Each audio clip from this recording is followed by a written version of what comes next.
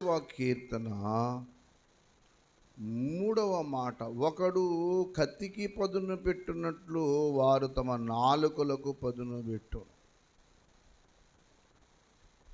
యథార్థవంతులను కొట్టవలనని చాటైన స్థలములలో చేదు మాటలు బాణములుగా సంధించుదురు. వారు భయమేమీ లేక అకస్మాత్తుగా వారిని కొట్టుదురు. ఈ 64వ కీర్తనలో నాలుకలతో వాళ్ళు చేసే మాట చెప్తా ఉన్నారు. మాట్లాడుతూ ఒకడు కత్తికి పదును పెట్టున్నట్లుగా వాళ్ళు నాలుకలకు పదును పెడతారంట. దేవుడు మనకిచ్చిన ఈ శరీరములో ఉన్న అవయవాలని ఎప్పుడు ఎందుకు వాడాలో అందుకే వాడాలి తప్ప మన ఇష్టానుసారంగా వాడడానికి మనం ఇష్టపడకూడదు, వాటికి ఆ రీతిగా అవకాశం ఇవ్వకూడదు. వాక్యంలో దేవుడు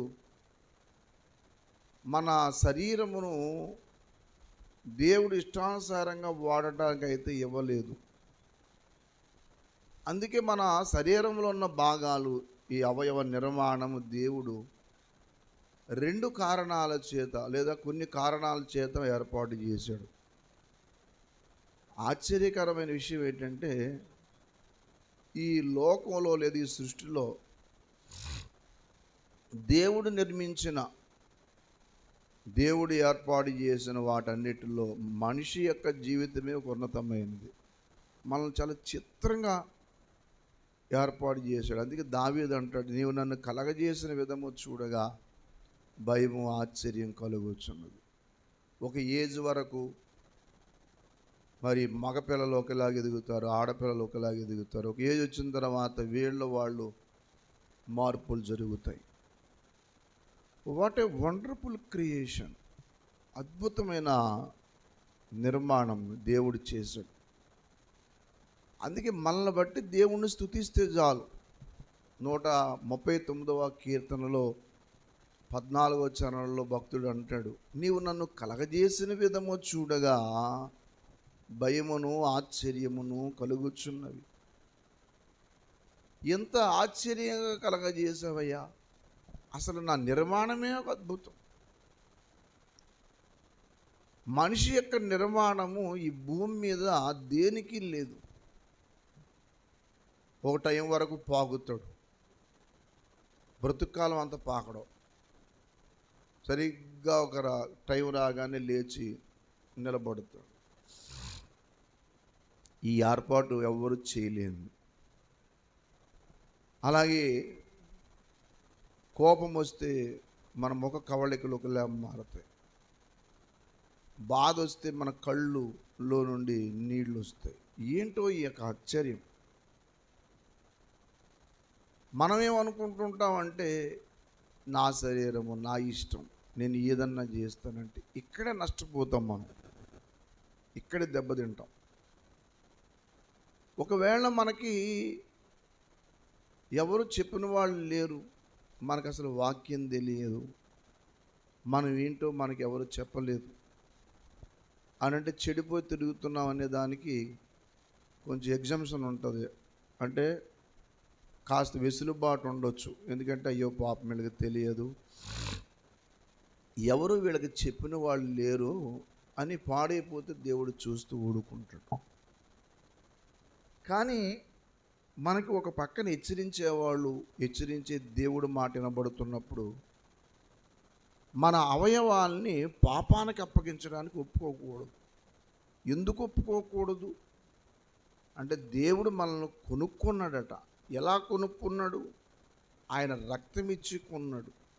ఎందుకు కొనుక్కున్నాడు అనంటే, కొన్ని కారణాల చేత కొనుక్కున్నాడు. ఒకటి, మన జీవితంలో దేవుడు ఘనత ఇవ్వడానికి మనం కొనుక్కున్నాడు. ఇప్పుడు నిజానికి నా మీదే పెట్టుకుంటాను. నేను చాలా చోట్లకి వెళ్ళి వాక్యం చెప్తూ వస్తూ ఉంటాను. అక్కడికి వెళ్ళిన తర్వాత వాళ్ళు ఇళ్లలో ఏసీ రూమ్ ఖాళీ చేసి, అన్న మీరుండండి, మీ రోజు 2 రోజులు ఉంటారు, 1 రోజు ఉంటారు, మీరుండి విశ్రాంతి తీసుకుని వెళ్ళండి. అలాగే మీకు ఏం కావాలి చెప్పండి అన్న వండి పెడతాం అంటూ. ఎవరు నేను అసలు? వాళ్ళెవరు? నాకే కళ్ళంటే నీళ్ళు వచ్చేస్తుంటాయి ఒకసారి. వాళ్ళ లోపల తీసుకెళ్ళి వాళ్ళ పరుపు మీద పడుకోబెట్టి ఏది కావాలితే అది తెచ్చి పెడతామన్నా తినండి. నేను అంత తిన్నాను అనుకోండి. నాకు అసలు ఇంత చేసి దేన్ని బట్టి అంటే బికాస్ ఆఫ్ గాడ్, దేవుని ప్రేమ. దేవుని బట్టి అంటే దేవుడు నాకు ఏమి ఇచ్చాడు? విలువిచ్చాడు. ఎప్పుడు ఇచ్చాడు అంటే ప్రభు రక్తంలో కడగబడ్డాం కాబట్టి. అదే నేను ఏ గతరగా రోడ్లన్నీ తిరుగుతాను, నన్ను ఎవడు పిలుస్తాడు? నన్నెవరు పట్టించుకుంటాం? దేవుని ప్రేమ ఇది. దేవుడు మనల్ని ఘనత ఇవ్వడానికి పిలిచాడు. మనల్ని ఆయన స్వరూపులు చేసుకున్నాడు కాబట్టి మనల్ని ఘనపరచడానికి పిలుచుకున్నాడు. దేవునికి స్తోత్రం. అందుకని మీరు విలువ పెట్టి కొనబడ్డారు. 1 కొరింథీ పత్రిక 6వ అధ్యాయం 19వ వచనం. కొరింథీ పత్రిక మొదటి పత్రిక 6వ అధ్యాయం. మీ దేహము దేవుని వల్ల మీకు అనుగ్రహింపబడి మీలో ఉన్న పరిశుద్ధాత్మకు ఏమై ఉన్నదమ్మా? చదువు తల్లి.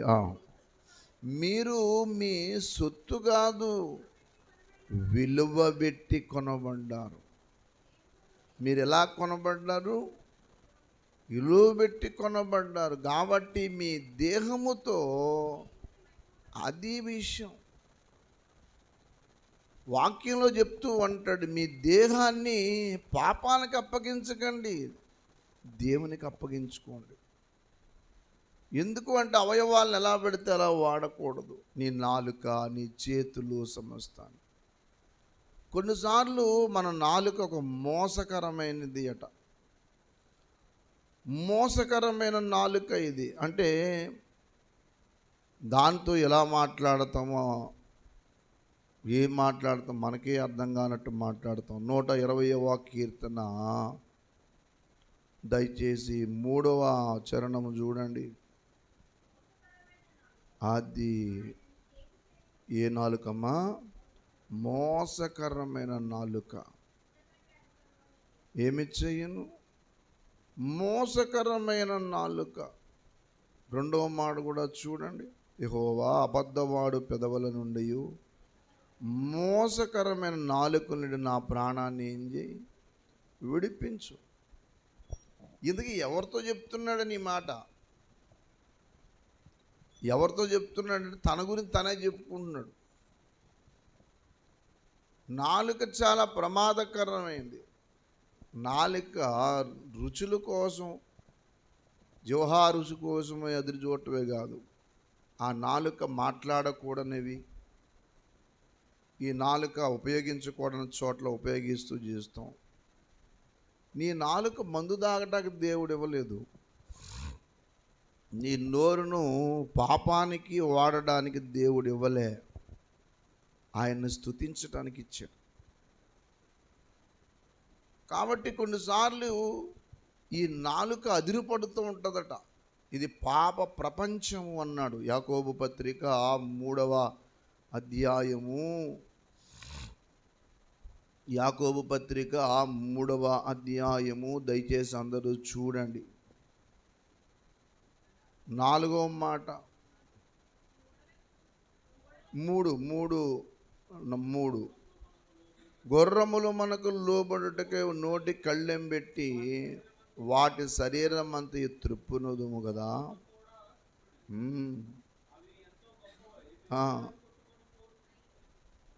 చదవండి. వాడ నడుపు వాని ఉద్దేశము చెప్పని మిక్కిలి చిన్నదగు చుక్కాని చేత.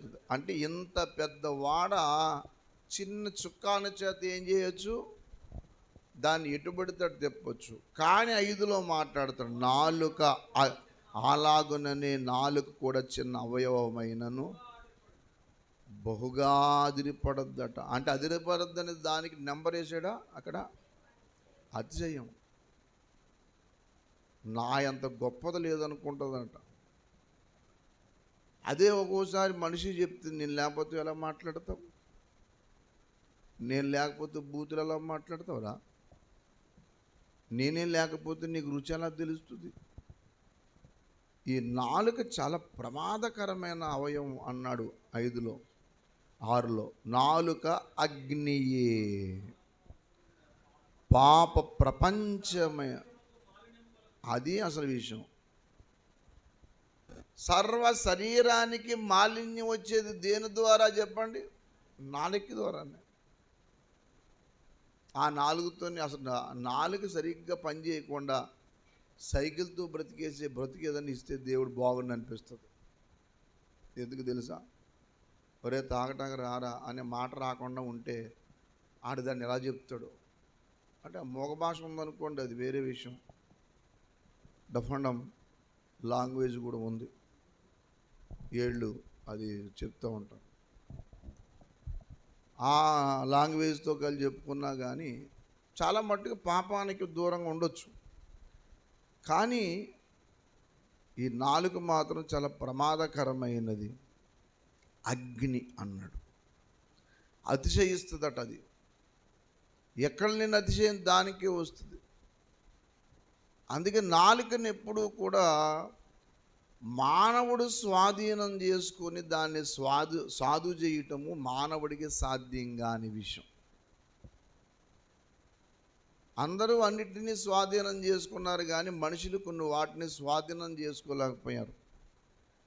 ప్రపంచాన్ని స్వాధీనం చేసుకున్నారు, అలాగే అన్నిటిని స్వాధీనం చేసుకున్నారు కానీ స్వాధీనం చేసుకోలేనివి అనేక విషయాల్లో రెండు ఉన్నాయి. ఒకటి నాలుక, రెండోది శరీరం. శరీరమును మనం స్వాధీనం చేసుకోలేము, అలాగే నాలుకను కూడా సాధు చేయలేము. 8వ మాట చూడండి, లేదంటే 7వ మాట నుంచి చదవండి. మృగ, పక్షి, సర్ప. ఆ మాట చూడండి. మృగ, పక్షి, సర్ప, ప్రతి జాతి నరజాతి చేత సాధుగా. అంటే ఎన్నిటిని మనం సాధు చేయొచ్చు. కొన్ని రోజులు చిన్నప్పటి నుంచి పెంచుకుంటే అవి మనకు హాని చేయకుండా ఉండొచ్చు బహుశా. ఏవయ్యి? మృగాలు. చిన్నప్పటి నుంచి పులిపిన్నం పెంచుకున్నారనుకోండి, అది ఒక వయసు వరకు మనల్ని ఏమీ చేయకపోవచ్చు. అలాగే ఏదన్నా పక్షుల్ని పెంచితే చాలు. చిన్నప్పటి నుంచి మా ఇంట్లో చిన్న ఉడతను పెంచాం. అది ఎక్కడి నుంచి పడిపోతే మా చిన్నపాము తెచ్చి దానికి పాలు బట్టి చక్కగా దానికి పరుపేసి పడుకోబెట్టి ఆకలి వేసినప్పుడు అలా కళ్ళు తెరవనప్పటి నుంచి పెంచడం మొదలు. అది ఈ రోజుకి అది ఒక వయసు వచ్చిన తర్వాత బయటికి వెళ్ళిపోవటానికి తహతలాడితే, సరే బయటకు వదిలేరా ఏం చేస్తా చూద్దామని చెప్తే వెళ్ళిపోయింది, చెట్ల మీద వెళ్ళిపోయింది. ఇంక వెళ్ళిపోయింది కదా అని చెప్పి ఇంక మేము మర్చిపోయాం. అది సరిగ్గా ఉదయం 6 గంటలకల్లా ఆకలేసి వచ్చి గుమ్మం దగ్గర అడవడి చేస్తూ ఉంటుంది. మళ్ళీ సాధారణంగా ఉడతలు చేతి దగ్గర రావు. అది ఏం చేద్దంటే చేత్తో పట్టుకుంటే అది వచ్చి దగ్గరికి వచ్చి చేయి మీద ఉండి అది తిని మళ్ళీ పోతుంది. దానికి అంత స్నేహ స్వభావం ఎందుకు వచ్చిందో మరి తెలియదు. కానీ అలా ఒకవేళ మళ్ళీ మధ్యలో ఆకలి వేసింది అనుకోండి, మళ్ళీ వస్తుంది. ఆకలి అయిపోతే ఇంక రాదు. అందుకే దేవుని వాక్యులు అంటాడు, మృగ, పక్షి, సర్ప, జలచరం. అంటే చేపలు కూడా ఆశ్చర్యం. అప్పుడప్పుడు ఈ కొంతమంది ఇది ఆడతారు, అదేంటది డాల్ఫిన్స్తో అది చెప్పినట్టు చేస్తుంది. డాల్ఫిన్ ఎక్కువ అటాచ్ అవుతుంది. ఈ అన్నిటినీ మానవులు సాధు చేయగలరట. సాధు అయ్యాయే కూడా, అలా జరిగింది కూడా. 8వ మాట చూడండి, ఏ నరుడును నాలుకను సాధు చెయ్యన్నారు, విషముతో నిండు. ఇక్కడ చాలా మాటలు చెప్పాడు. నాలుక అగ్ని, అది పాప ప్రపంచం, మాలిన్యం కలగజేసేది, ప్రకృతి చక్రానికి చిచ్చుపెట్టేది, అది మరణకరమైన విషం, నిరర్గళమైన దుష్టత్వం. ఉన్నాయి నాలుగు. ఈ నాలుగుతోనే మొత్తం అంత జరుగుతుంది ప్రస్తుతానికి. ఆల్ ఆఫ్ సడన్గా ఒక మాట వదిలేస్తే అవతల వాడు నాశనం అయిపోతాడు అనుకుంటావు. కానీ చిత్రం ఏంటి తెలుసా? ఎవరు ఏ మాట అయితే మాట్లాడి ఎదుటివాడు నాశనానికి కారణం అవుదాం అనుకుంటాడో అది రివర్స్ అవుతుంది. అందుకే మాట్లాడేటప్పుడు ఆచితూచి మాట్లాడమంటాడు. యాకోబు పత్రిక 1వ అధ్యాయం 19వ వచనం. నా ప్రియ సహోదరులారా, గనుక ప్రతి మనుషుడు చదవాలి. ఏగురుపడువాడును, మాట్లాడుటకు నిదానించువాడును, కోపించుటకు నిదానించువాడు.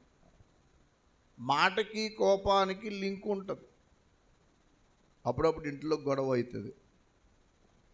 మౌనంగా ఉంటే ఏ గొడవ ఉండదు.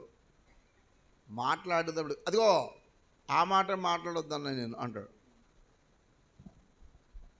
అందుకని చాలామంది లోకంలో కూడా ఒక బండ సామెత ఉంది, నా మాట జారితే కష్టం అని చెప్పి. లోకంలో లోకోక్తి చాలా ఎన్నో చెప్పాడు. నోరు మంచిదైతే ఊరు మంచిదైతే. నోరు మంచిదంటే ఏంటి? అది నోరు ఏమైనా అందంగా ఉండాలి ఏంటి? నోరు మంచిది అవటం కాదు. నోరు మంచిదంటే అర్థం ఏంటంటే నీ మాట సరిగా ఉంటే, నీ మాట చక్కగా ఉంటే నువ్వు ప్రపంచంలో ఏ స్థలంలోకి వెళ్ళినా సరే ఒక గొప్ప వ్యక్తి అవుతావు. నువ్వు స్వాధీనం చేసుకోలేవు, కానీ దేవుని యొక్క సహాయము చేత స్వాధీనం చేసుకోగలవు. అది విషయం. నీకు సాధ్యం కాదు. నీ నాలుకను, నీ శరీరాన్ని నువ్వు స్వాధీనం చేసుకోవటం నీకు తెలియదు. అది ఎందుకంటే మానవులు, మనకు సాధ్యం కాని విషయాలు చాలా ఉన్నాయి. నాకు అది తెలుసు, ఇది తెలుసు, నేను ఇది చేయగలను అనుకుంటా, కానీ చేయలేవు. కానీ దైవ సన్నిధిలోకి వచ్చిన తర్వాత దాన్ని ఎలా సాధన చేయాలో, సాధు చేసుకోవాలో వాక్యం నేర్పిస్తుంది. దేవునికి స్తోత్రం. నీ నాలుక చాలా ప్రమాదకరమైనది. నీ ఇంట్లో గొడవలు ఎందుకు అవుతున్నాయి? నీ జీవితంలో ఎందుకు ఇంత గందరగోళం వచ్చిందంటే ఒక మాట మాట్లాడిందండి బాబు. ఆ మాట నన్ను గుండెల్లో గుణపం దించినట్టుంది. అది కొంతమంది అంటారు చూడండి, ఇగో నేను మాట్లాడంటే పేగిలితే కాలు మీద అడిపోతాయి అంటే అలాంటి వాళ్ళు కూడా ఉంటారట. వాక్యంలో ఉందన్నమాట, కత్తిపోటు వంటి మాటలు పలుకువారు కలరు. ఎవరు? కత్తిపోటు వంటి మాటలు పలుకువారు కలరు. అంటే ఎప్పుడైతే నీ నాలుకతో నువ్వు ఎప్పుడైనా సరే దేవుని సందుకు వచ్చిన తర్వాత నాలుకను ఎలా పడితే అలా వాడకూడదు. నాలుకను ఎప్పుడు కూడా నీ ఇష్టం వచ్చినట్టు వాడటానికి ఎప్పుడు ఉండకూడదు.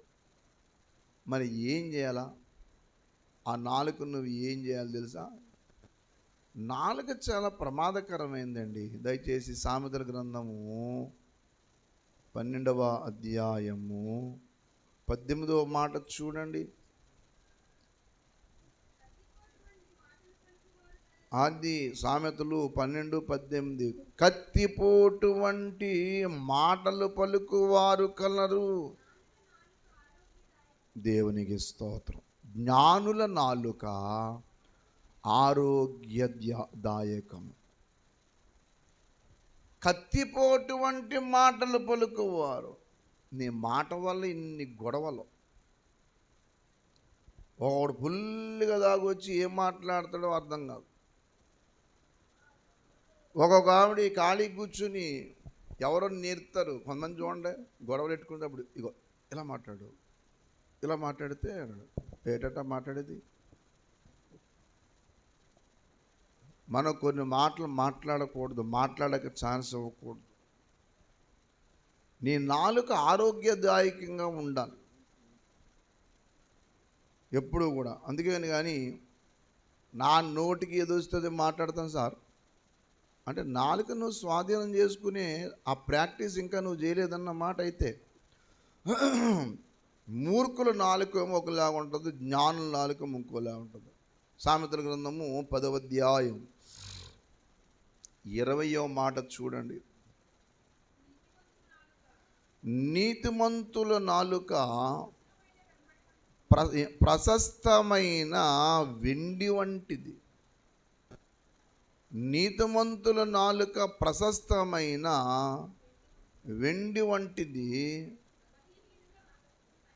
అంటే ఆలోచనకి నాలుక లింక్ ఉందన్నమాట. అయితే నీతిమంతుల నాలుక ప్రశస్తమైన వెండి వంటిది, భక్తిహీనుల ఆలోచన పనికి మాలిన. అంటే నీ నాలుకను ఎలా ఎప్పుడు వాడతావు అంటే నీ ఆలోచనలను బట్టి నాలుక వాడతావు. అది విషయం. ఒక పాప మాటలు మాట్లాడాలనుకున్నప్పుడు ఆ నాలుకను వాడుతూ ఉంటావు. సామెతల గ్రంథం 15వ అధ్యాయము దయచేసి 2వ మాట చూడండి. 2:4 అధ్యాయం 4వ వచనం కూడా. జ్ఞానుల నాలుక అది విషయం, మనోహరమైన జ్ఞానాంశములు పలుకును. బుద్ధిహీనుల నోరు మూఢవాక్యములు. అది కొమ్మరించడం అంటే పొలోమని అందులో పెట్టుకుని బొంపేసినట్టు అన్నమాట. నేను అడుగుతున్నాను, అసలు నీది ఏ నాలుక చెప్పు? జ్ఞానుల నాలుక మనోహరమైన జ్ఞానాంశములు పలుకును, బుద్ధిహీనుల నోరు మూఢవాక్యములు కొమ్మరించు. 4వ వచనం. సాత్వికమైన నాలుక జీవవృక్షము, ఉండిన ఎడల భంగము కలుగుతుంది. నీ నాలుక చాలా జాగ్రత్త సుమా. ఇంకొకటి మీరు మర్చిపోని విషయం ఒకటి ఉంది. నువ్వు జీవానికి వెళ్ళాలన్నా, మరణానికి వెళ్ళాలన్నా, అంటే నరకాగ్నికి వెళ్ళాలన్నా, పరలోకానికి వెళ్ళాలన్నా ఒకే ఒక్కటి ఉంది. తెలుసా మీకు సాధన? అది నాలుకే. నువ్వు పరలోకం కావాలనుకున్నా, నరకాగ్నికి వెళ్ళిపోవాలనుకున్నా నాలుకను బట్టి వెళ్తావు. సామెతల గ్రంథము 18వ అధ్యాయము 21వ వచనం. అది జీవమరణములు నాలుక వశం, దాని ఫలము తిందురు. జీవమరణాలు ఎవరికి వశము? ఎవరి వశం? అంతే. జీవానికి వెళ్ళాలన్నా, మరణంలో పోవాలనుకున్నా ఆ నాలుకను బట్టే ఉంటుంది సుమా. నీ నాలుకను ఇంకోలాగా వాడి, పాపానికి వాడి పరలోకానికి వెళ్తానని ఎప్పుడు అనుకోకు. అది జరగదు. ఏ రోజున కూడా జరిగే పని కాదు అది.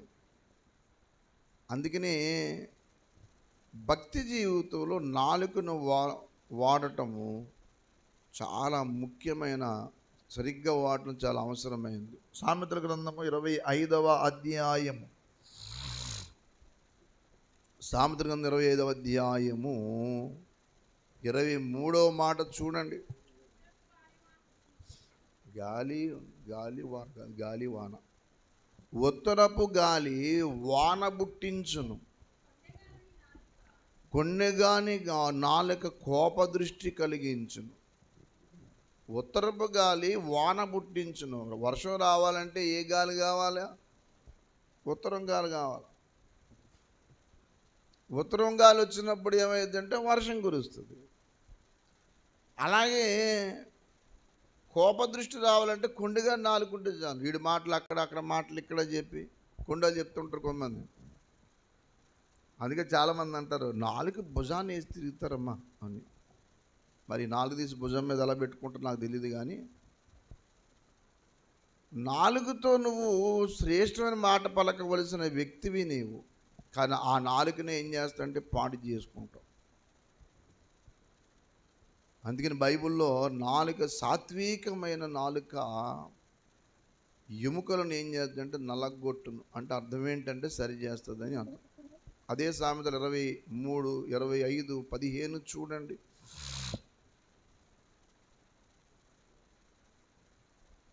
25, 15. అమ్మా, సాత్వికమైన నాలుక దేవునికి స్తోత్రం. ఏ నాలుకమ్మా? మనది ఏ నాలుక? కొంతమంది ఎంత సక్రంగా మాట్లాడతారో. నేను ఒకసారి ఒక అమ్మాయిని అడిగాను, ఏమ్మా మీ ఆయనతో మాట్లాడవు, అలా మౌనంగా ఉంటే ఎలాగా? ఇద్దరు మాట్లాడకపోతే అసలు ప్రేమ ఎలా తెలుస్తుంది? మాట్లాడుకోవాలి కదా. ప్రేమ వ్యక్తం కావాలనుకుంటే మాట్లాడుకోవాలి. అంటే అన్న మీకు తెలియదన్నా, నేను ఒక మాట మాట్లాడు, అతను ఇంకో మాట మాట్లాడతాడు, ఏంటో అర్థం కాదు నాకు. చక్కగా మాట్లాడుకోమని మీరు చెప్తారు, ఆయనకి చక్కగా కాదు, చక్కగా కాదు, ఏది మాట్లాడటం కూడా అతనికి అంత అలాగా. నేను ఆయన్ని అడిగి, అదేంటి సార్ అలాగ అంటున్నారంటే, అలాగని ఈసారి మీకు రికార్డ్ చేసి వినిపిస్తానండి, నా మాట తేడో దాని మాట తేడో మీకు అర్థమవుద్ది అంటాడు. ఎప్పుడైనా సరే మాటను బట్టి అవతల వ్యక్తిని ఏ రీతిగానే చేయొచ్చు. ఇలా ఆ గ్లాసులో పెట్టరా అంటాం, అదే మాట. ఆ గ్లాసులో పెట్టరా అంటాం, అదే మాట. రెండో ఒకటే. అమ్మాయి కొంచెం అన్నం పెట్టవే అనేది వేరు, అన్నం పెట్టు అనేది రెండో ఒకటే. ఒక్కొక్కడు నోట్లో పొల్లెట్టుకున్నాడు మాట్లాడుతూ గుచ్చుకున్నాడు. మాట చాలా జాగ్రత్త, నాలుక చాలా జాగ్రత్త. అందుకే ఎప్పుడు ఆ మాటల గురించి దేవుడు కూడా తప్పు పట్టాడు. వీళ్ళు మాట్లాడే మాటలు చూసి నాకు చాలా బాధ అయిందని చెప్పి, అసలు వాళ్ళ మాటలు సరిగ్గా లేవు అని దేవుడు కూడా బాధపడ్డాడు. ఇర్మియా గ్రంథము 8వ అధ్యాయం 6వ మాట చూడండి. ఇర్మియా గ్రంథం 8:6. నేను చెవియొగ్గి వారు మాటలు విని ఉన్నాను. ఏం మాట్లాడుతున్నారమ్మా? పనికి మాలిన మాటలు వారు మాట్లాడుతున్నారు. అంటే పనికి వచ్చేది ఒకటి లేదు. ఏం మాట్లాడుతున్నావు రా నువ్వు? దానివల్ల ఏమన్నా ప్రేమ వస్తుందా? అందుకే మాట్లాడేటప్పుడు చాలా జాగ్రత్తగా మాట్లాడాలి. కొన్ని విషయాలు చెప్తే కొంచెం ఫీల్ అవుతారని కొన్నిసార్లు నేను సరిగ్గా చెప్పను. కానీ ఒక భార్య భర్తను స్వాధీనం చేసుకోవడం పెద్ద విద్య ఏమి కాదు అది. అలాగే భార్యను కూడా స్వాధీనం చేసుకొని చక్కగా ఉండటం పెద్ద విద్య ఏమీ కాదు. ఒక మాటే. ఇప్పుడు పాలు పొంగిపోతూ ఉంటాయి, అప్పుడు ఏం చేస్తారు మీరు? పాలు పొయ్యి పెడతారు కదా, పొంగుతూ ఉంటాయి, ఏం చేస్తారు? ఏం చేస్తామా అని చెప్తామా అంటే ఏం చేస్తారు చెప్పండి పోనీ. అయ్యి బాబోయ్, పాలు ఎప్పుడు మరపెట్టరా మీరు? పాలు కాసుకోరా? మరి పాలు పొంగినప్పుడు ఏం చేస్తారు? స్టవ్ పెడతారా? మరకుండా పెడతారా? పాలు పొంగుతున్నప్పుడు 2 ప్రధానమైన పనులు చేస్తారు ఎవరైనా తెలివైన వాళ్ళు. ఒకటేమో ఉఫ్ ఉఫ్ అంటారు. రెండోది ఏం చేస్తారు? కొన్ని నీళ్ళు చుక్కలు తీసి అలా పోస్తే తగ్గిపోతుంది. అలాగే ఆవిడ ఎందుకో కొంచెం సలసలసలు మరిగిపోతుంది అనుకోండి, అప్పుడు ఏం చేయాలి చెప్పండి? కాస్త ఉఫ్ ఉఫ్ అంటే ఏం చేయాలా? ఉఫ్ అంటే ఏంటో కొంచెం తేడాగా ఉన్నట్టుకుందే ఇవాళ ఏమే అని. ఏంటమ్మాయి అంటే ఏంటో అంట. అలా కాదు చెప్పి కాస్త ఏం చేయాలంటే కొంచెం కాస్త అవతల వ్యక్తి కొంచెం స్పీడ్గా గరగరగరగలాడేస్తున్నప్పుడు నువ్వేం చేయాలంటే, నువ్వు గరగరలాడేసావనుకో మొత్తం కొంప ఉల్లేరైపోతుంది. ఓహో సరే మీరు మాట్లాడుతున్నారా అని. మొన్న నేను ఒక చిన్న దృశ్యం చూపించి ఎవరో లింక్ పెట్టారు. లింక్ పెడితే నేను కొంచెం నవ్వుకున్నా. ఈ భర్త చాలా కోపం వచ్చి కేకలేస్తాడు ఆమె మీద, ఇష్టం వచ్చి కేకలేస్తూ ఉంటాడు. మనలాంటి అయితే ఏం చేద్దామంటే, కేకలు నీకు వచ్చా, నాకు రావనుకున్నావా ఏంటి? నేను ఆ కేకల్లోనే చదువుకుని వచ్చాను, నువ్వు మాటలు వచ్చి అనుకున్నావు అంటే. అని చెప్పి మనలాంటి వాడు ఏం చెప్తే నువ్వు ఒకటి అంటే నేను రెండు అంటాను అంటే ఇప్పుడు ఇలా మాట్లాడుకోండి ఏంటి కలిసి వచ్చింది. మొత్తం మీద ఒక మెసేజ్ అయితే మాత్రం ఇచ్చారు వాళ్ళు. లోకస్తులో వాళ్ళు ఎవరు నాకు తెలియదు, కానీ అతడు చాలా దందని మాట్లాడుతుంటే ఈమె దగ్గర నుంచి ఇలా చూసి ఆయన పట్టుకుని ముద్దెట్టుకుంటుంది, నవ్వేస్తాడు. ఎంత స్పీడ్ ఉన్నవాడు ఏం చేస్తాడు చెప్పండి? అంత స్పీడ్గా కేకలేస్తున్నవాడు. అది ఏదో మొత్తం మీద ఇద్దరు ఒకరు ఒక మాట మాట్లాడుతున్నప్పుడు ఇద్దరు కూడా అదే మాట మాట్లాడితే ప్రమాదంలో పడతాం. కుటుంబ జీవితాన్ని సరిగ్గా కట్టుకోవాలనుకున్నప్పుడు, ఎదుటి వ్యక్తిని రక్షణలో నడిపించాలనుకున్నప్పుడు, క్రీస్తు ప్రభు ప్రేమను నువ్వు ప్రత్యక్షపరచాలనుకున్నప్పుడు నీ మాటలు చాలా జాగ్రత్తగా ఉండాలంటాడు వాక్యంలో. ఎన్ని చోట్ల చెప్పాడో. ప్రసంగి గ్రంథము 5వ అధ్యాయం మొదటి నుంచి చదవండి. ప్రసంగి గ్రంథము 5వ అధ్యాయం మొదటి నుంచి. నీవు దేవుని మందిరమునకు పోవున్నప్పుడు అంటే ఏంటట చదవండి, కింద చెప్పాడు.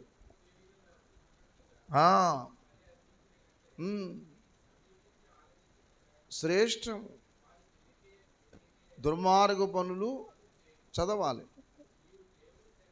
అనాలోచితముగా పలుకుటకు త్వరపడనీయకము అంటే నీ నాలుకను త్వరపడనీయొద్దని. హృదయంలో ఉన్న మాటను బట్టి నాలుక అందుకుంటుంది.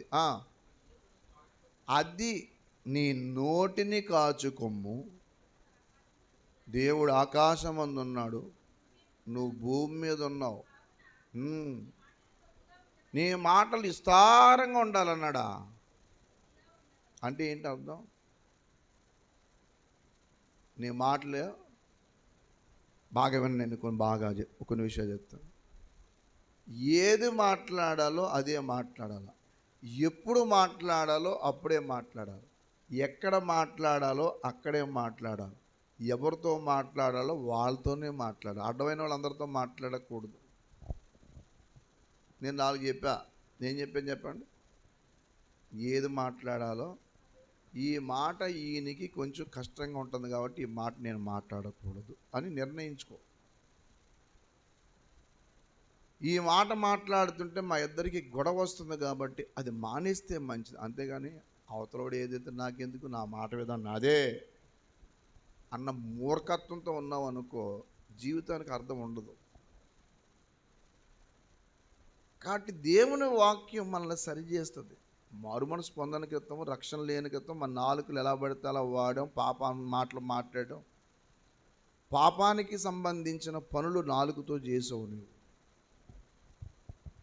ఇప్పుడు నువ్వు మారు మనసు పొందానని చెప్పుకుని చర్చికి వెళ్తున్నావు అనుకో, దేవుని మందిరానికి వెళ్తున్నావు, వాక్యం చదువుతున్నావు అనుకో, నాలుక స్వాధీనం అయిపోతుంది. మత్తయి సువార్త 12వ అధ్యాయము 34 నుంచి చదవండి. మత్తయి సువార్త 12:34 నుంచి. సర్ప సంతానమా,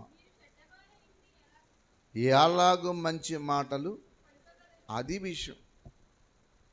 అంటే మంచి మాటలు రావాలంటే ఏం చేయాలి?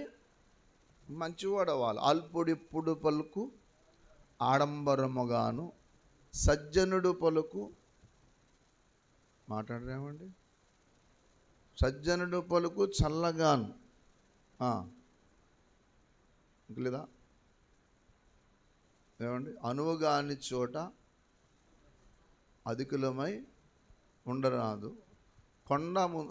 అద్దము ముందు కొండ కొంచెమై ఉండదా యశోదాభిరామ, అది విషయం. అద్దమందు కొండ కొంచెమై ఉండదా అని. అల్పుడెప్పుడు పలుకు ఆడంబరముగాను, సజ్జనుడు పలుకు చల్లగాను. లోకంలో కూడా ఉంది. మాట చాలా ప్రమాదకరంగా మాట్లాడి చేస్తే, అందుకని యేసయ్య ఆ మాట అన్నాడు, మీరు చెడ్డవారయ్యండి ఎలాగో మంచి మాటలు పలుకుతారు. చదవండి. చాలామంది మనం ఏమనుకుంటామంటే, ఎందుకంటే ఆ పనులు చేస్తున్నారు వీళ్ళు, అలా ఎందుకు చేస్తుందండి ఆమె, అలాగ ఎందుకు చేస్తుండే అతను అంటే, మనకి అర్థం కాని విషయం ఒకటి ఉంది. ఏంటి తెలుసా? హృదయం దానితో నింపబడింది కాబట్టి ఆ మాటలే మాట్లాడతారు. హృదయం నిండింది ఒకటి, మాట్లాడేది ఒకటి. హృదయం నిండింది ఒకటి, చేసే పని ఒకటి ఉండదు. నీ హృదయంలో ఏదైతే నిండుతుందో అదే మాట్లాడతావు. నీ హృదయంలో ఏది నిండుతుందో ఆ పాపానికి పరుగులెడతావు. మంచి మాట ఎందుకు రాదు? మంచి పని ఎందుకు చేయటం లేదు? మాటను బట్టి అవతల వ్యక్తిని పాపానికి ప్రేరేపించవచ్చు.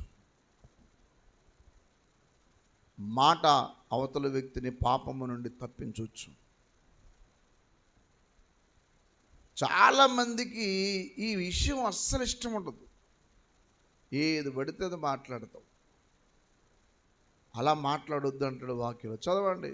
హృదయం నుండి ఉన్న దాన్ని బట్టి నోరు మాట్లాడును. అది మంచి ఒకడు, ఎప్పుడు మంచి వ్యక్తి. ఇందాకేమో నాలుకను స్వాధీనం చేసుకోవడం సాధ్యం కాదని చెప్పింది ఇదే వాక్యంలో అన్నాడా? కానీ ఇక్కడేమన్నాడు? సజ్జనుడు తన మంచి ధన నిధి నుండి సద్విషయములను తెచ్చును, దుర్జనుడు తన చెడ్డ ధన నిధిలో నుండి. అంటే నాలుక సరిగ్గా పనిచేయాలనుకుంటే ముందు నీ హృదయాన్ని ఏం చేసుకోవాలి? సరి చేసుకోవాలి. అది నాలుక స్వాధీనం. అంటే నాలుక బయటికి తీసి దాన్ని ఏం చేయవసరం లేదు. నువ్వు నాలుగుకి హృదయానికి లింక్ ఉంటుంది కాబట్టి హృదయమును ముందు సరి చేసుకుంటే నాలుక ఆటోమేటిక్గా సరి అయిపోతుంది. అది విషయం. శరీరానికి జబ్బు వస్తుంది. జ్వరం దేనికి వస్తుంది? శరీరానికి. మందు ఎక్కడ వేసుకుంటాం? ఏమి దానికి దీనికి సంబంధం ఏంటి? శుభ్రంగా ఈ జ్వరం వచ్చిన తీసుకెళ్ళి ముక్కు మూసి నీటిలో కొంచెం ముంచితే సరిపోదా?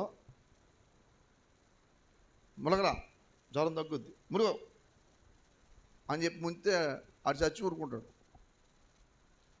శరీర జబ్బు లోపల మందుకి దీనికి లింక్ ఉంటుంది. నీ మాట విధానం ఏంటో నీకే అర్థం కాదా? అసలు నువ్వేం మాట్లాడతావో నీకు కొన్నిసార్లు అర్థం చేసుకున్న. అందుకని ఆశతూచి ఆలోచన చేసి మాట్లాడాల. నా ఇష్టం సార్. అందుకే సాధారణంగా ఫోన్లో మాట్లాడేటప్పుడు ఎవరన్నా అన్నోన్ పర్సన్, తెలియని వ్యక్తులు ఫోన్ చేస్తే ఏం కావాలండి? అవ్వ పాపంలో పడతా కారణం ఏంటి చెప్పండి? మాటే. వచ్చాడు ఎవడో అన్నోన్ పర్సన్.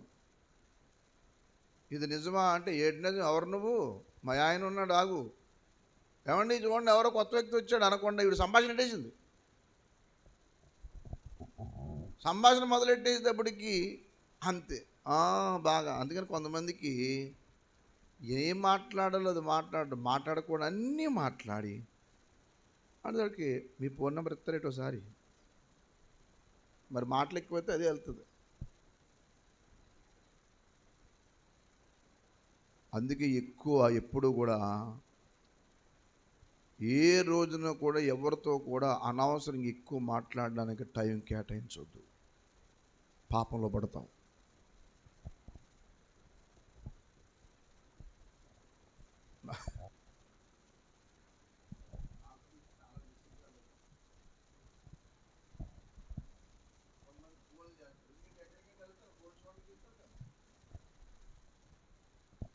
ఫోన్ చేసి ఒక్కొక్కరు ఏదేదో మాట్లాడుతుంటారు. ఆహా అలాగమ్మా, అవునా అంటాను తప్పిస్తే ఇంక రెండో మాట్లాడు. నేను ఒకసారి చూస్తాను, 2 సార్లు చూస్తాను, 3 సార్లు చూస్తాను. 4వసారికి ఫోన్ ఎక్కేస్తాను. ఎందుకు? మన పని ఏంటి?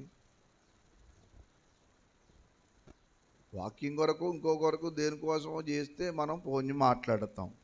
అనవసర చెత్త విషయాలన్నిటికీ ఎందుకు మాట్లాడతాం? పాపం చేసేవాడు ప్రతివాడు ఇష్టానుసారంగా మాట్లాడటం వల్లనే పాపం చేస్తారు. ఆదాము దగ్గరున్న అవ్వ ఆదాముతోనే మాట్లాడుంటే ఎంత సమస్య లేకపోను. పెద్ద సంభాషణ ఎట్టుకుంది. ఏ ఆడపిల్లన్నా ఇంకొక అబ్బాయి వల్లో పడింది, ఒక గృహిణి వేరే వాళ్ళు వల్లో పడిందంటే ఈ చెత్తవాగుడే, ఈ చెత్తవాగుడే వాళ్ళని ఏం చేద్దంటే ఆ నాశనానికి దారి తీస్తుంది. ఒక కుర్రవాడు వేరే వాళ్ళ వల్ల పడ్డాడంటే వాడు మాట్లాడకూడని వాళ్ళతో మాట్లాడుతూ మాట్లాడవలసిన వాళ్ళతో దూరంగా ఉంటాడు కాబట్టి అలా చేస్తాడు. ఎవరన్నా అంతే, మీరు పరీక్షించుకోండి. యవ్వన కాలం నుంచి నువ్వు దేవుడితో మాట్లాడుతూ ఉంటే నువ్వు దేవుని యొక్క ఆలోచనలోని దేవునికి నీకు కనెక్షన్ ఉంటుంది. నువ్వు మనుషులతో కనెక్షన్లు పెట్టుకుంటూ బతికేవనుకో నీ లింక్ అంతా ఏళ్లతోనే ఉంటుంది. చివరికి ఏం సాధిస్తావు?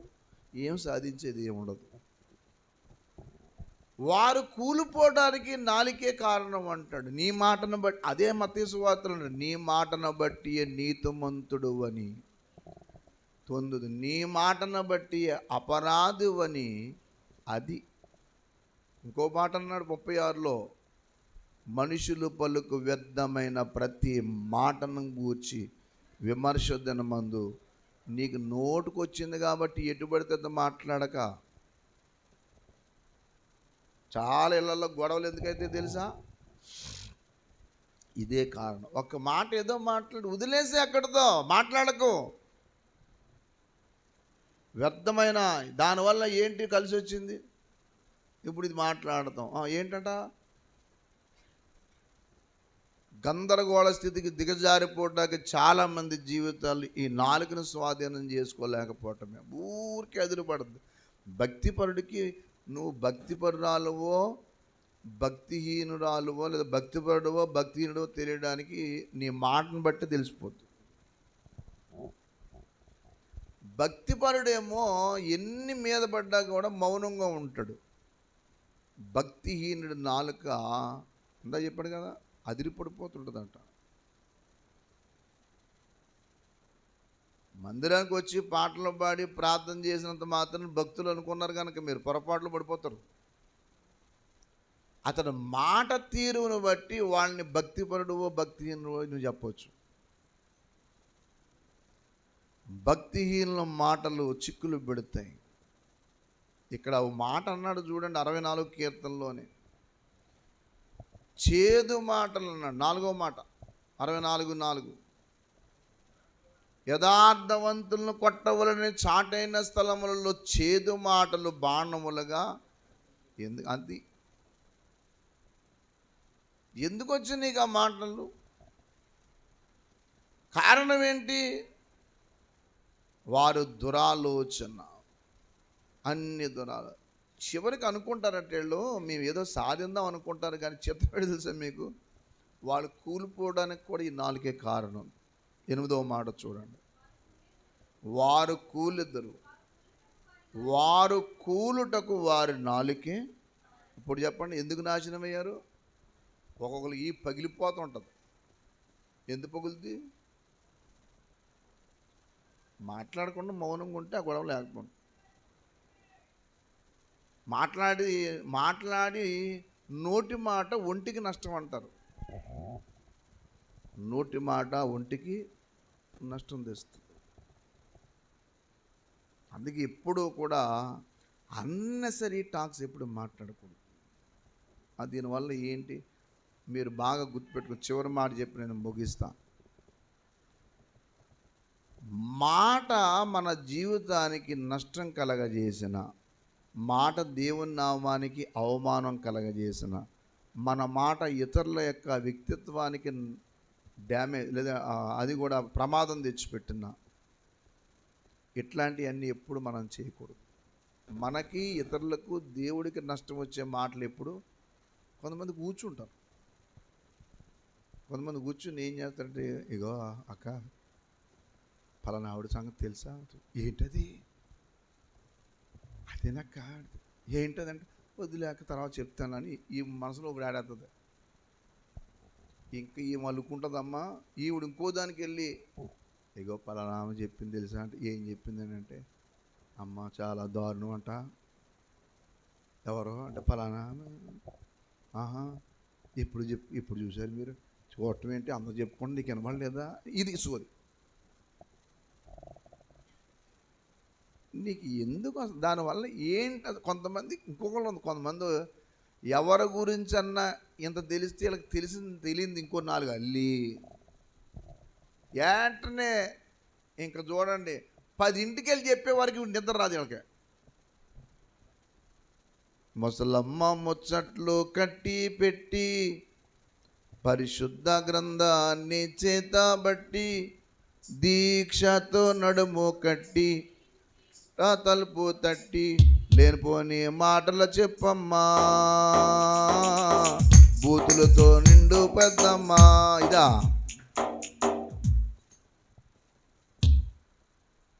అనవసర విషయాలు ఎప్పుడు మాట్లాడక, నీకు ఏదన్నా విషయం తెలిస్తే నువ్వు కొన్ని ఆలోచన చేయాల. ఈ మాట చెప్పడం వల్ల నాకు ఏం కలిసి వస్తుంది? ఏం కలిసి రాదు, సునకానందం అంతే. చెప్పేశాను ఏడు చెప్పావు, తిరిగితే నువ్వే గొయ్యి తీసుకుంటావు. అందుకే ఎప్పుడైనా సరే ఎవరి గురించి అన్నా మాట్లాడుకునేటప్పుడు ఎందుకు మాట్లాడుకుంటున్నావో చెప్పు. నువ్వు ఎవరైనా ఎప్పుడైనా సరే ఏదన్నా సరే అనవసరంగా నోరు జారకు, నోరు ఎప్పకు. ఒకవేళ నన్ను బోళ్ళు మందికి బోళ్ళు మాటలు అన్నారు, నేను నవ్వి అలాగన్నారా అన్న. ఓ పెద్ద ఆవిడ మరియమ్మ గారని ఆవిడ ఎదురుపడి, ఏం బాబు ఎంత ఘోరంగా మాట్లాడుతాను నేను, ఏంటో అలా ఊరుకున్నావు, ఏంటినైనా మరీ జవసత్యాలు లేనట్టు సత్యాలు లేనట్టు అలా ఉండిపోయావు, దారుణంగా మాట్లాడుతున్నావు నువ్వు నేను ఉంటాను కూడా, వాళ్ళని ఒక దులుపు అన్న. ఇప్పుడు నేను అన్నాను, ఇప్పుడు ఆవిడ మాట్లాడుతుంది కదమ్మా నా గురించి, ఇప్పుడు ఆవిడకి ఏమన్నా నేను ఆస్తి వచ్చిందా అని అడిగా. ఇప్పుడు నా గురించి మాట్లాడటం వల్ల ఏంటి కలిసి మనశ్శాంతి లేక తిరుగుతుంది రోడ్లు అంటే ఆవిడ ఇంతకి. మీకు తెలుసా, ఈ చెడ్డ మాటలు మాట్లాడే వాళ్ళకి నెమ్మది ఉండదు, అందుకే ఇంట్లో కూర్చోలేరు అలా. నేను ప్రశాంతంగా పడుకున్నవాడు, ఆవిడ నిద్రట్టిది కదా, ఆవిడకి ఎందుకు నిద్రట్టిది కదంటే ఇన్ని చెప్తున్నాడు కదలట్లేదు బాబు అని. విన చిత్తం చెప్తాను మీకు, అందరి దగ్గరికి వెళ్ళి దొంగోడు దొంగ నా గురించి దొంగ అంటే అన్నారు. ఏంటి దొంగ, ఆయన మీరు దొంగ దొంగ అన్నారు, ఏం చేశాడు అంత పెద్ద మాటలు మాట్లాడుతున్నారు మీరు అని మీకు తెలియదమ్మా అని. రోడ్డు మీద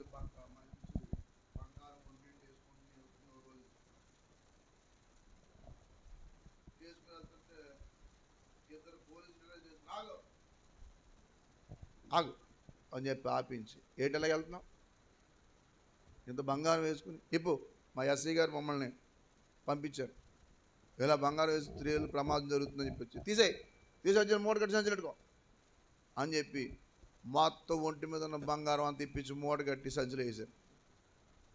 వెళ్ళు ఇంటికి వెళ్ళిపో. పోలీసు, ఏటమ్మా బుద్ధి జ్ఞానం లేదు, బంగారం ఉంటే మాత్రం తీసుకుని వెళ్తావా, అన్నీ తీసేసి అని మూట కట్టి సంచులు వేసి వెళ్ళిపో, ఇంటికి వెళ్ళిపో, ఎప్పుడు వెళ్ళాలని పని చేయి అని చాలా సీరియస్గా చక్కగా చెప్పి బండి కలగి వెళ్ళిపోయి ఇంటికి వచ్చి చూసుకుంటే అందులో వస్తువులు ఏమీ లేవు. మూట అయితే ఉంది కానీ బంగారం లేదు. ఎందుకు దొంగోళ్ళు అలా ఆమె చూసి మూట గట్టిలా వేసే లోపల ఏం చేసిందంటే, మొత్తం ఏం చేయాలంటే అసలు మూట పక్కనెట్టి వేరే మూట ఇందులో వేసి వెళ్ళిపోవాలి.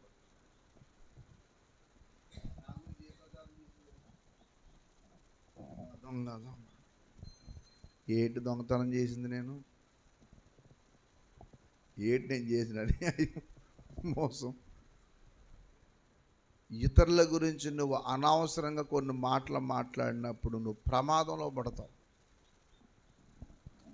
వారు కూనుటకు వారి నాలుకే కారణం అన్నాడు కదా ఆ మాట, లేదా ఏమండి ఆ మాట చూడండి, 6 చూడండి. వారి దుష్టక్రియలను తెలుసుకుంటకు యత్నింతురు, వెదికి ఉపాయం సిద్ధపరచుకుందురు, ప్రతి వాని హృదయాంతరంగం అగాధం. బంగాళాఖాతం. నీ హృదయం పెద్ద మంచిది అనుకున్నావేంటి,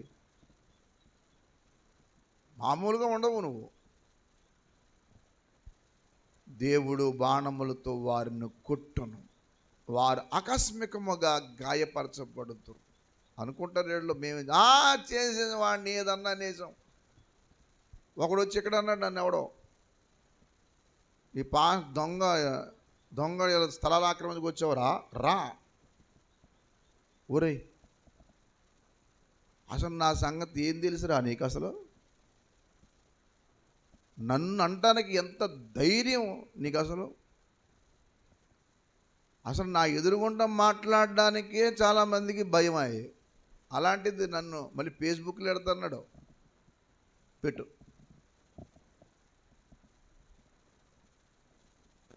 దేవుని సన్నిధిలో ఉన్నప్పుడు మాట్లాడేటప్పుడు ఎవరితో అన్నా సరే ప్రమాదకరమైన మాటలు ఎప్పుడు మాట్లాడటానికి నేర్చుకోకు. ఆ మాటలతోనే కూలిపోతావు.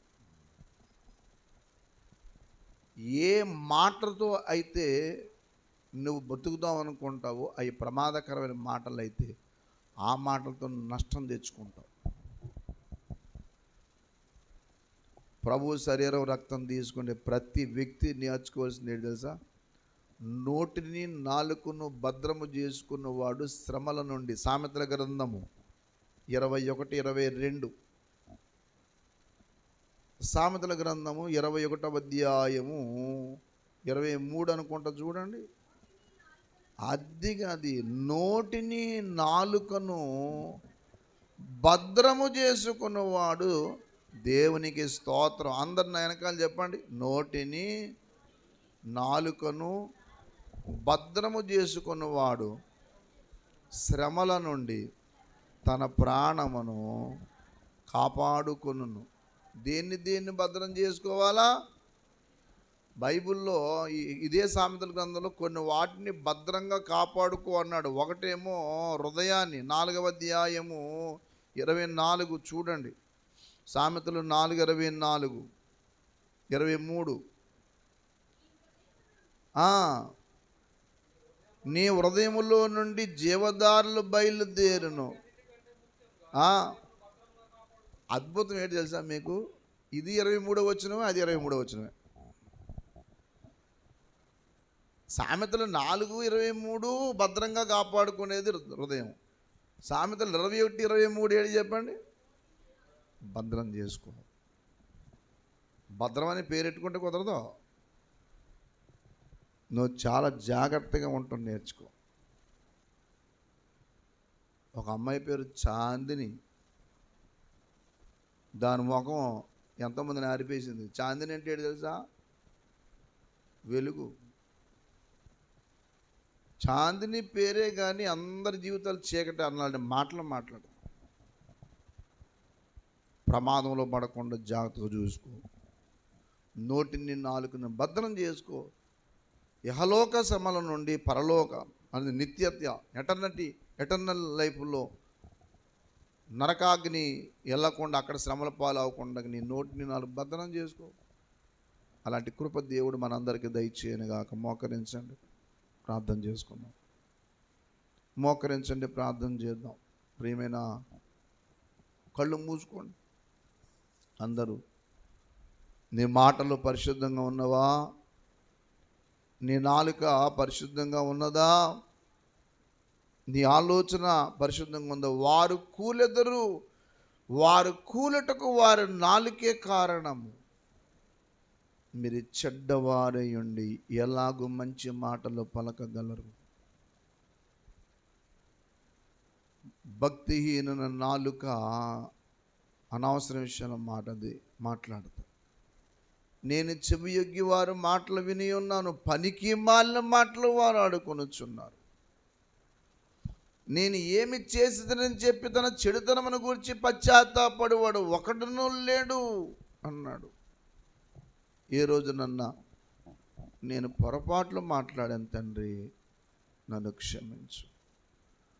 నీ భర్తకు వ్యతిరేకంగా, నీ భార్యకు వ్యతిరేకంగా, నీ తల్లిదండ్రులకు వ్యతిరేకంగా నువ్వు ఇష్టం వచ్చినట్టు మాట్లాడతాక నాలుకను నోటిని త్వరపడనీయకు. జాగ్రత్త. దానివల్ల నువ్వు ప్రమాదంలో పడతావు. ప్రార్థన చేసుకుందాం. ఎవరు మట్టుకోరు ప్రార్థన చేయండి. నాయనా,